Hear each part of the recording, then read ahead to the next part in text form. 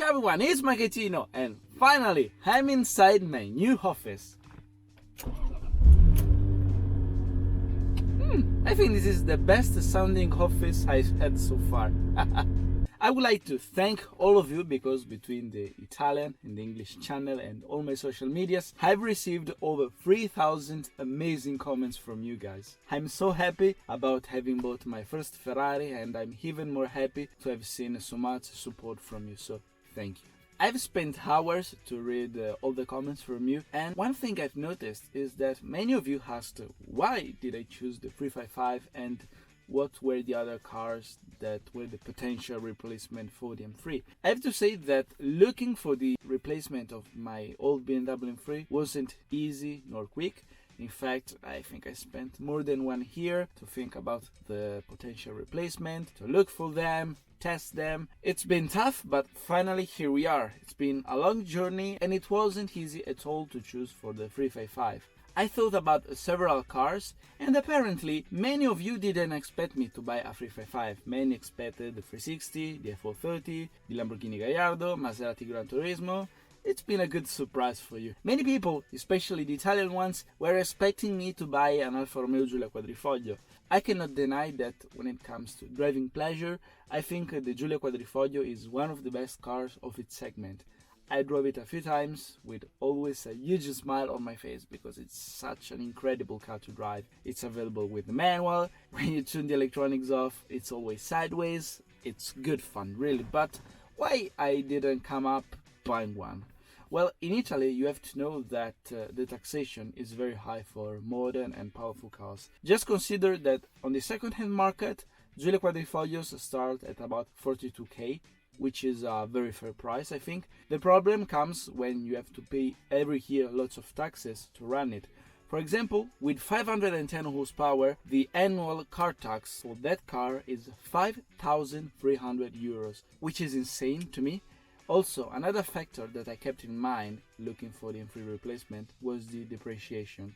I wanted to buy a car that was able to hold its value. And I don't think that right now the Alfa Romeo Giulia Quadrifoglio is the right car. I think for that model there is still a big room of depreciation. So if you keep in mind this factor, I don't think it's yet the right time to buy it. Anyway, let's go on. Because another car that I was seriously tempted to buy was the first generation of the Lamborghini Gallardo. My neighbor has one.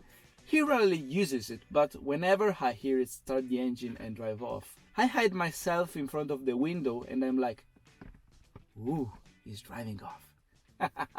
I love that car. It's so raw. It has a massive natural aspirated engine. It's fast. And today you can buy a Lamborghini for a very reasonable price. I mean, around 60, 75k a Lamborghini. Why not? I got to see 3 of them. The first one was orange with e-gear, around 60,000 kilometers. The car was available from a dealership. The car still had the German plate, so I had to register the car in Italy. The problem is the seller told me it wasn't possible because he already tried and he found out that in Italy there was already a Gallardo registered with the same chassis number. So I was like, okay, keep it. When it comes to the second-hand market, it's not very hard to find cars with a weird history or potential problems hidden just behind the corner. So I was like, okay, let's go on and look for something else. The second Gallardo that I saw was an e-gear, but white pearl with a low mileage. The car was very beautiful. The problem, the price was out of market and there wasn't a big room of negotiation for the price. So I was like, okay, we cannot make the deal, so let's go on. The third car that I saw, actually, I didn't saw in person because it was in the Netherlands, but it was very interesting because it was black with manual gearbox. I even contacted Lamborghini. I gave them the chassis number to check it, to make sure everything was good. It was good actually, so why did I not buy it? Well, in the meantime, I sent a message to a friend of mine. She owns a first generation Gallardo, and she honestly told me the first generation is quite unreliable. It tends to break down very often. The spare parts are not very easy to find, and if you find them, they're quite pricey. So you might be wondering, how come she owns one? Well, she has a workshop, so she does all the maintenance by herself. I don't want to spend a lot of money in repair and maintenance, so I decided not to get one, even though it's a car that I really love. You might be wondering, how come you bought an old Ferrari then? I will explain you. let's continue, because if you want power, reliability and daily usability, probably the brand to go is Porsche. With my budget, I considered a couple of cars like the 997 GT3. I think it's a remarkable car. It's good fun.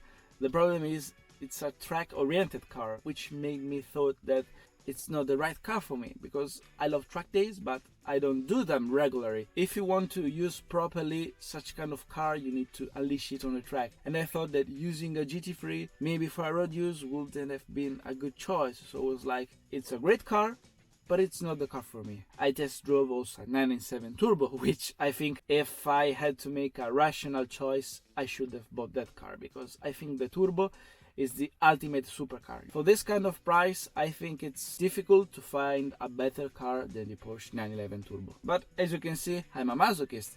I decided in my heart to make the choices, so I bought another Ferrari.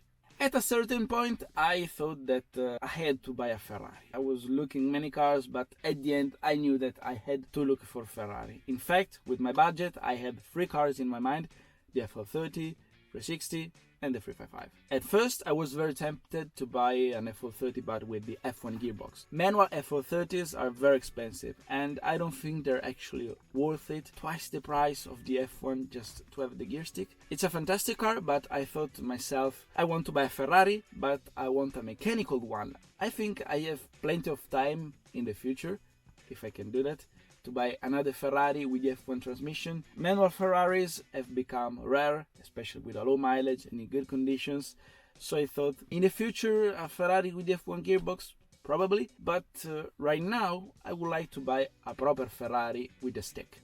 So you don't have a big choice if you want to buy a V8 and manual Ferrari, 355 or 360. When I test drove in Sicily the 360 Spider with a manual, I was seriously impressed, because that was my first time driving a regular 360. I drove the Challenge Stradale, but that's another story. I think those who want their first Ferrari or a Ferrari with a manual gearbox, I think the 360 is the most rational and smart choice. The maintenance is not that expensive, so if you want a Ferrari on a budget, I think the 360 is a good purchase. So at the end, how come I decided not to buy the 360 and go for the 355?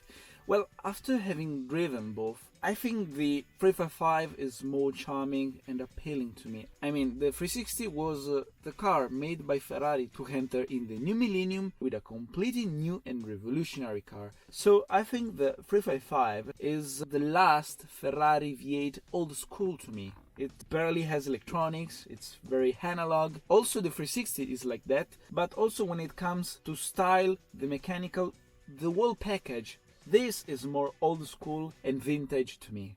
I think this car is already a young timer. And this kind of factors, the pop-up headlights, the targa roof, made me forget about the insane running cost of the 355. And talking about the Gallardo, also this car could be potentially very expensive to run, but at the contrary of the Lamborghini, in Italy there is a wider selection of Ferrari workshop, unlike Lamborghini. And also, I know many workshop and 355 owners who know this car very well. They will be able to provide me the spare parts, so if I have a potential problems, I can deal with it. Before finding and buying this car, I saw 3 of them. This was the last and 4th one. The first was a 355 Berlinetta painted Giallo Modena.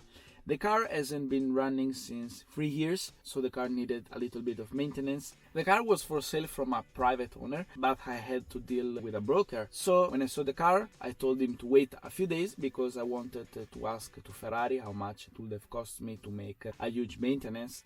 At the end, I should have spent around 10,000 euros. The thing is that while waiting for the quote from Ferrari, the broker contacted me and said that he didn't want to wait for me, and so he decided to sell the car to another people, even though I had priority because I was the first person to see it.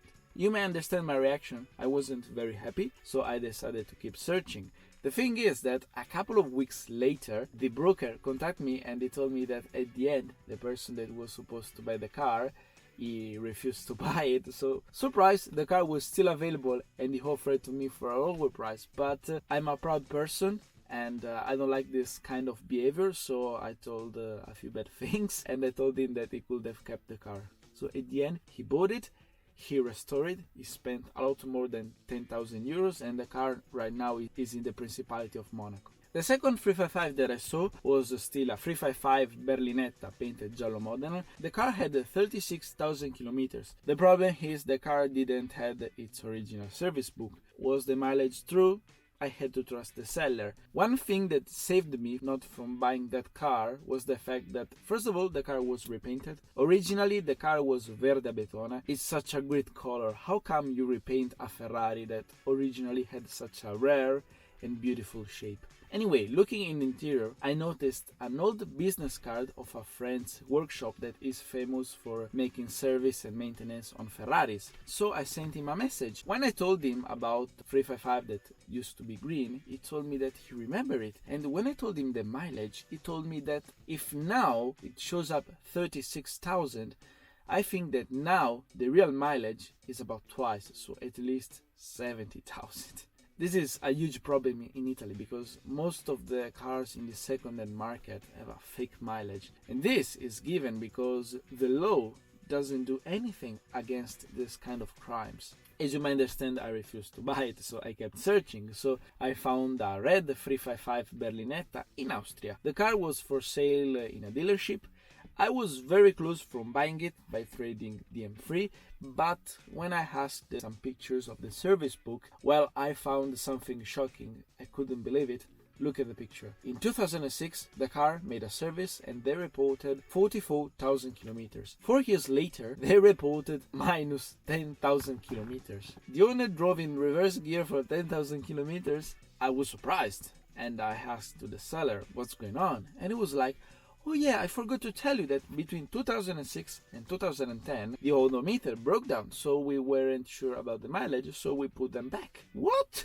Now you understand why it's very hard to buy a second-hand car, especially an expensive and powerful one. I was starting to get depressed to find my future 355, so I wanted to contact directly Ferrari. So I contacted the owner of a Ferrari dealership and I asked if he has any customer that wants to sell his 355. He told me, yes, I have a customer that has a red 355 GTS manual, this one, that wants to sell it. So I told him to fix an appointment in the workshop to see it, to test it. We did it. And after having found out that the car was good, the mileage was real, the service history was pretty good, I tried to make a deal with the price, a good shake hand, and finally I bought my first Ferrari. When I met up what is now the ex-owner of my Ferrari, I was surprised because I was expecting him to be a big Ferrari enthusiast. At the contrary, he wasn't an enthusiast of sport cars or Ferrari in general. So what made him buy this car? He bought this car in 2007, so he kept the car for quite a long time. And this was the present for his 50th birthday. And he bought this car because, have you ever seen the movie GoldenEye? If you've seen it, you already know what I'm about to tell you. So there is a famous chasing scene between James Bond driving an Aston Martin DB5 and a lovely girl driving a 355 GTS around the French Riviera. He told me that he fell in love with the girl and the whole chasing scene, so he decided to buy the Ferrari. That's all. He saw the car in the movie, he liked it, and he bought it. Even though he told me that he wasn't really a great fan of driving the car because he told me that he was always complaining because it's uncomfy, it's loud. I don't know why he bought it, but I'm happy to have found it. And I'm happy to make a lot of happy miles with it and share this whole experience, this long journey with you guys. So now you understand why it wasn't easy and quick for me to find the replacement of my whole BMW M3. I'm so in love with this brand, and honestly, I cannot see myself selling this car if not for another Ferrari. Who knows in the future. In the meantime, I enjoy my new 355. Hope you guys did enjoy the video. Make sure to subscribe to my YouTube channel for more. And as always, thanks for watching. Ciao!